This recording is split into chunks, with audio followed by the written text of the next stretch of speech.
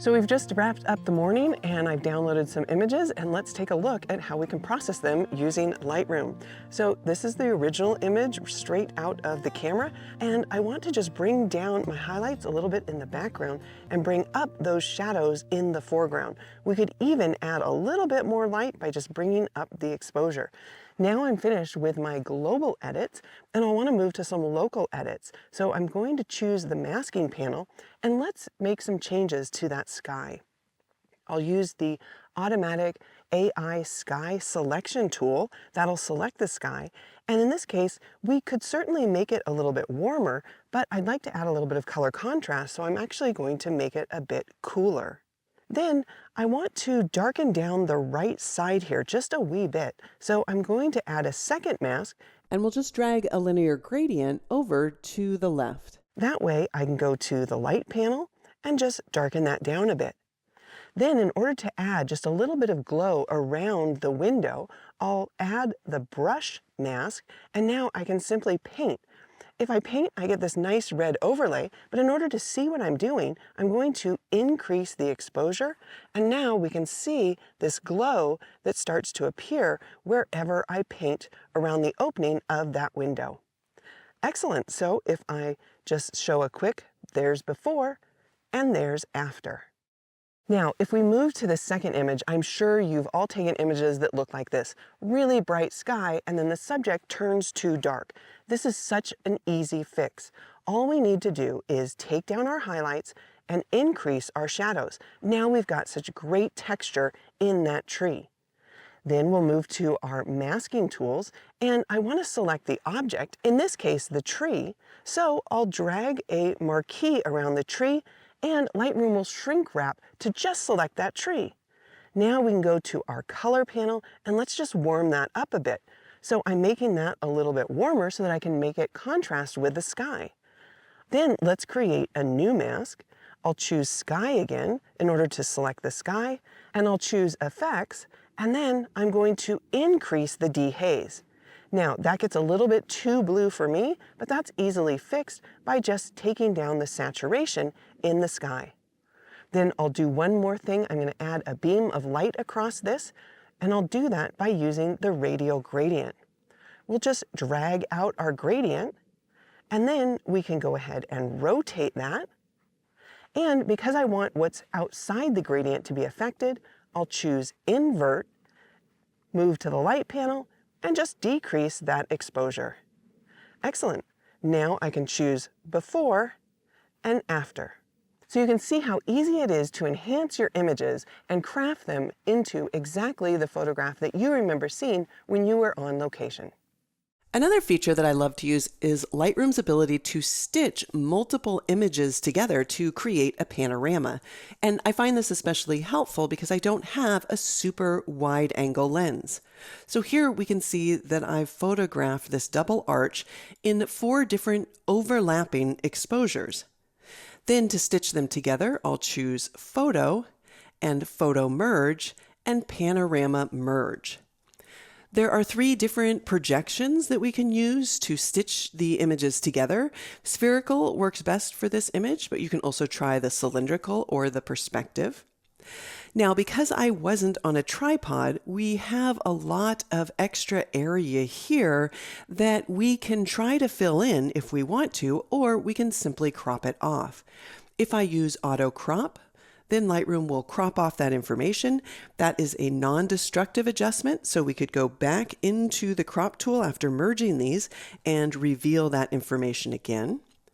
Or we could use fill edges, in which case Lightroom would try to make up information to fill in the rectangular area that's blank. Or we could use boundary warp, in which case Lightroom will try to stretch the image in order to fill that area. But that's quite a lot of stretching. We might notice a wee bit of a slight degradation in the quality here. So I'm going to decrease the boundary warp a bit, and I'm going to turn off the apply auto settings so that we have a little bit more control. Then we can merge these together and then select the image, and let's go to the crop tool in order to crop out the extra white area. Now I have the crop tool unlocked, which means I can drag out a crop any size I want. So let's bring in the crop marquee like this. I'm going to position my cursor outside and just click and drag to rotate it, and then just bring this in a little bit more. All right, once I like the crop, I can go ahead and tap Enter or Return in order to apply that. Now, I think the overall image is looking a little bit too cool, so I'll move to the color panel and I'll move the temperature over to the right. Now we can see that nice warm glow of the sun here on the rocks. Then I'll move to the light panel and I'm going to increase my shadows a bit and then decrease my highlights, bringing back a little bit of detail there in that upper area.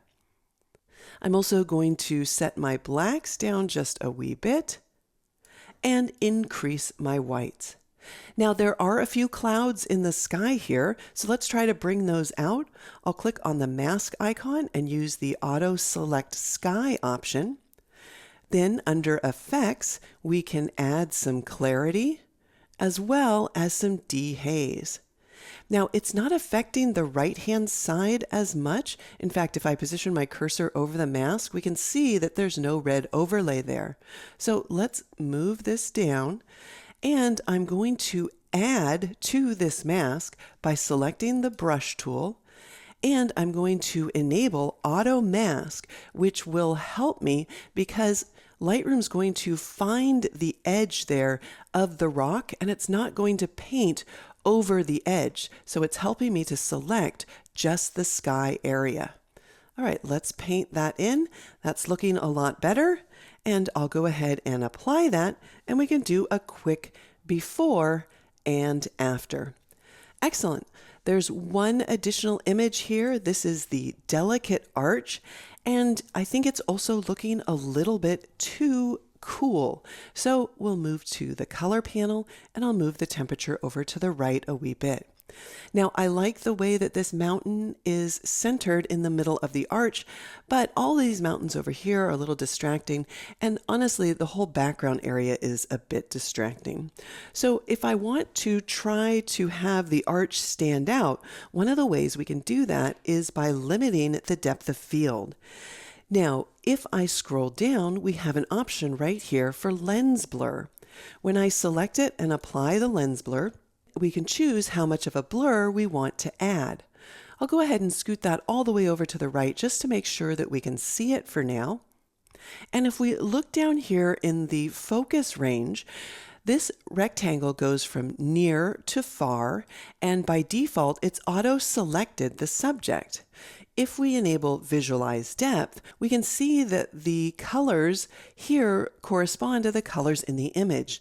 So the areas that are in yellow are going to be in focus, and those that are outside or back here in purple are going to be blurred. Of course, we can manually override this, so I can move the right side of the rectangle closer, and now we can see that more of that far area is going to be blurred. And likewise, we could move over the right-hand side, blurring that foreground a bit more. But I don't want to go too far or it's also going to blur the arch. So I'll just back off on that.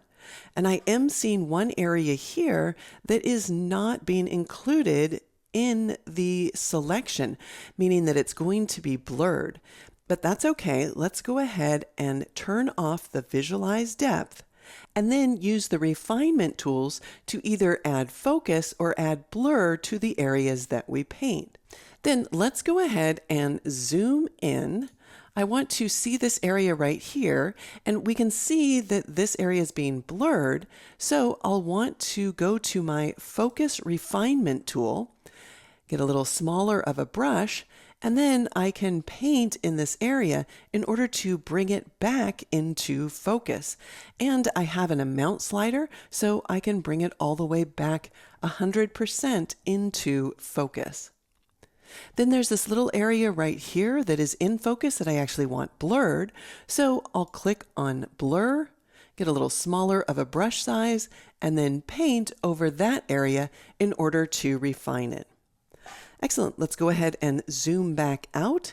And we can see how adding this lens blur helps draw the viewer's eye to that arch. So here's without the blur, and there's with the blur.